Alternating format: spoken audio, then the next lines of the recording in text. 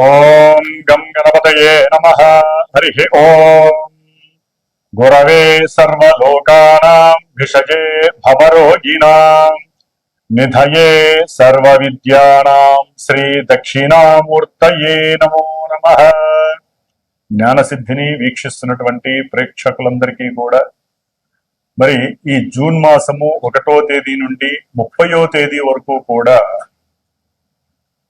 మనకి మేషాది 12 రాశులు అంటే మీనరాశి వరకు కూడా 12 రాశుల్లో గ్రహాల యొక్క సంచార స్థితిగతులను గనక మనం తెలుసుకోగలిగితే ఏ రాశుల వారికి ఏ గ్రహం వలన ఏ శుభాలు కలుగుతాయి, ఏ ఈవెంట్స్ వారిని ఆనందపరుస్తాయి, ఏ రకమైనటువంటి ఇబ్బందులు కలుగుతాయి, మరి ఇబ్బంది కలిగించేటటువంటి గ్రహాలకి తగినటువంటి పరిహారంగా ఏ స్తోత్రము చదివినా, ఏ పూజ చేసుకున్నా, ఏ జపము చేసుకున్నా, ఏ దానము చేసుకున్నా మంచి జరుగుతుందో మనం గనక గమనించుకున్నట్లయితే ముఖ్యంగా ఈ జూన్ మాసంలో సూర్యగ్రహము జూన్ 14వ తేదీ వరకు కూడా వృషభ రాశిలో సంచరిస్తూ, కుజుడు జూన్ 20వ తేదీ వరకు కూడా మేషరాశిలో తన యొక్క స్వక్షేత్రంలో సంచారం చేస్తూ జూన్ 20 తర్వాత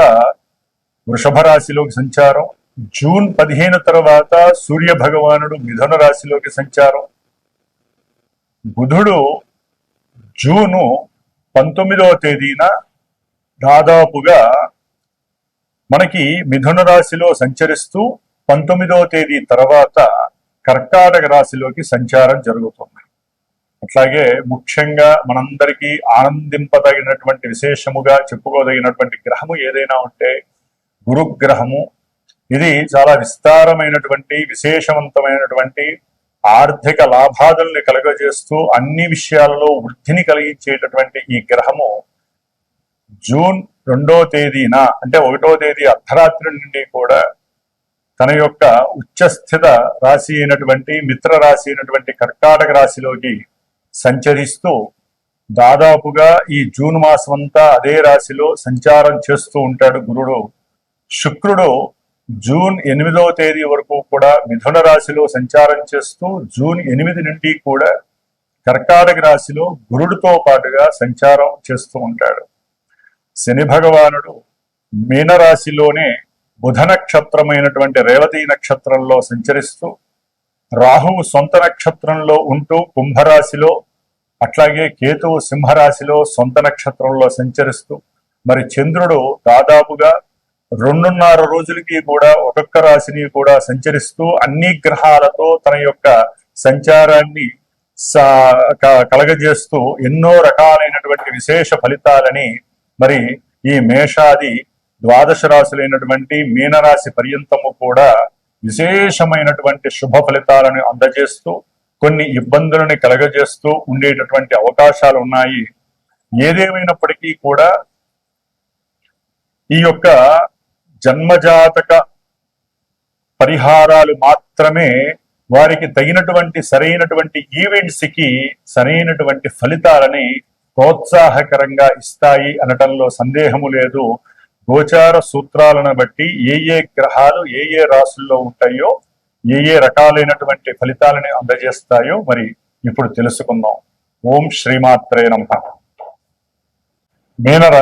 మీనరాశి వారికి జూన్ 1వ తేదీ నుండి జూన్ 30వ తేదీ వరకు కూడా ఈ మాసమంతా కూడా వీరికి అత్యంత యోగప్రదమైనటువంటి రోజులుగా భావించాలి. ఎందుకంటే ఈ రాశ్యాధిపతి అయినటువంటి గురుడు జూన్ 2వ తేదీన కర్కాటక రాశిలో ఉచ్చస్థితిని పొందుతూ 5వ స్థానంలోకి రావడం ద్వారా వీరి యొక్క ఆలోచనలు, వీరికి ఉన్నటువంటి తెలివితేటలు ఉన్నతమైనటువంటి కీర్తి ప్రతిష్టలని పొందపరుస్తున్నాయి. అట్లాగే గృహంలో విశేషమైనటువంటి ఆనందకరమైనటువంటి సుఖ సౌఖ్యవంతమైనటువంటి ఎన్నో శుభకార్యాలు జరుగుతున్నాయి. గురుడు సంతానకారకుడు అవడం ద్వారా మీనరాశి వారికి సంతాన యోగము భాగ్యముగా వరిస్తోంది. విశేషమైనటువంటి ధనము లాభముగా కలుగుతోంది వీళ్ళకి. అలాగే చక్కటి విలాసవంతమైనటువంటి వాహనాలలో ప్రయాణాలు ఆచరించటం, దాని ద్వారా చక్కటి కుటుంబ సుఖవంతమైనటువంటి జీవితాన్ని ఆనందిస్తున్నాను అనేటటువంటి హ్యాపీనెస్ వీళ్ళల్లో కనపడుతూ ఉంటుంది. ఎందుకంటే శుక్రుడు కూడా పంచమంలో జూన్ 8 నుంచి రావటం ద్వారా అఖండమైనటువంటి సిరి సంపదలు, భార్య యొక్క అనుకూలత, భార్యాభర్తలు ఎవరైనా సరే ప్రేమానురాగాలతో ఉండటము, అలాగే విశేషమైనటువంటి సౌఖ్యాన్ని అనుభవించేటటువంటి స్థితిని ఈ యొక్క మీనరాశి వారు పొందుతున్నారు. అయితే సూర్య భగవానుడు జూన్ 14 వరకు కూడా 3వ స్థానంలో ఉండి చక్కటి ఆరోగ్యాన్ని, మంచి ఉద్యోగ పదవీ బాధ్యతల్ని చేపడుతూ ఆర్థికంగా నిలదొక్కుతున్నటువంటి వీరికి సూర్యుడు 15వ తేదీ నుండి కూడా 4వ స్థానంలోకి వచ్చినప్పుడు కాస్త ఉద్యోగంలో సౌఖ్యాన్ని కోల్పోవటము, ఉద్యోగంలో మార్పు కలగటము, దాని వలన వీరికి అర్థం కాని పరిస్థితి ఎదురవటము,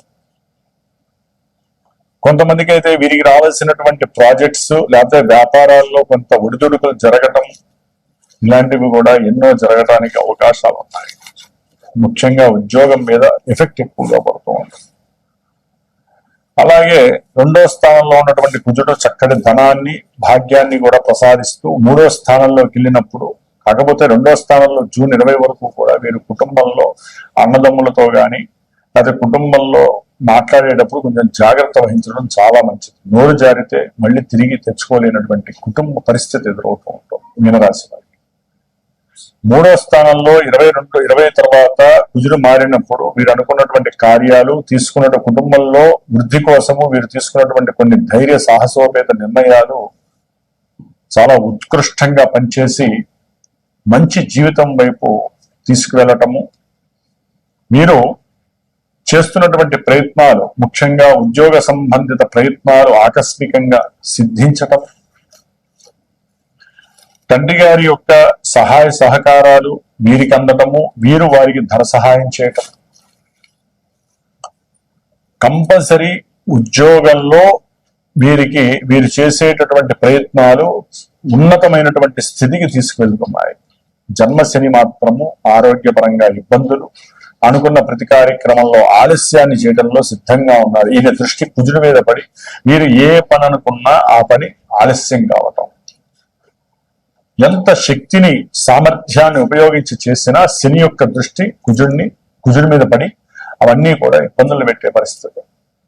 ద్వాదశంలో ఉన్నటువంటి రాహువు ప్రతి కార్యంలో ఆటంకాలని, బంధాలని, ప్రతిబంధకాలని కూడా కలుగజేస్తూ ఉంటాడు.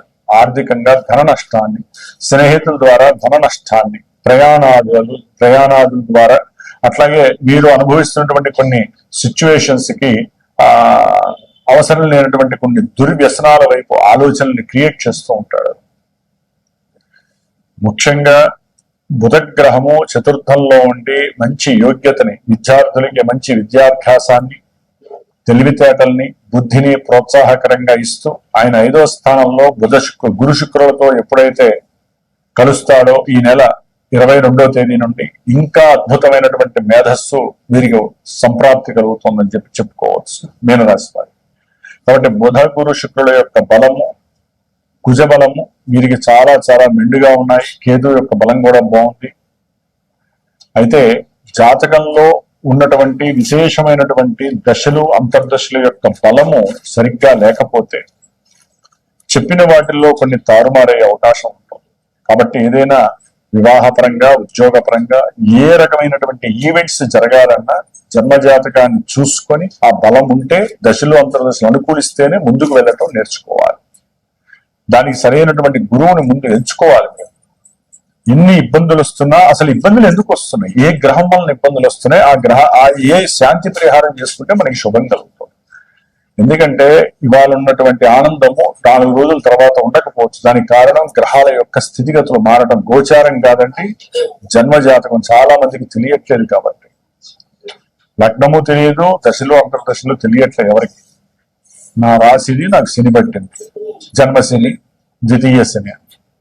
కాబట్టి గురువు ద్వారా తెలియజేసుకొని మీరు గనక మీకున్నటువంటి లోపాలను సరిచేసుకుంటే గనక శాంతి పరిహారాల ద్వారా తప్పకుండా విజయం మిమ్మల్ని భరిస్తుంది. కాబట్టి మీనరాశి వారు హనుమంతుడిని ఎక్కువగా ఆరాధించండి. దుర్గాదేవి నామస్మరణ, దుర్గాదేవి హోమాలు చేయడం ద్వారా, దుర్గాదేవి సూక్తాలు పారాయణం చేయించి తీర్థం తీసుకోవడం ద్వారా చాలా విశేషమైనటువంటి ఫలితాలు మీకు కనిపించే అవకాశం ఉంటుంది. ధర్మో రక్షతి రక్షత, ధర్మాన్ని మనం రక్షించినట్లయితే అది ఎప్పుడు మనల్ని రక్షిస్తూ ఉంటుంది. అలాగే సర్వే జనాః సుఖినో భవంతు.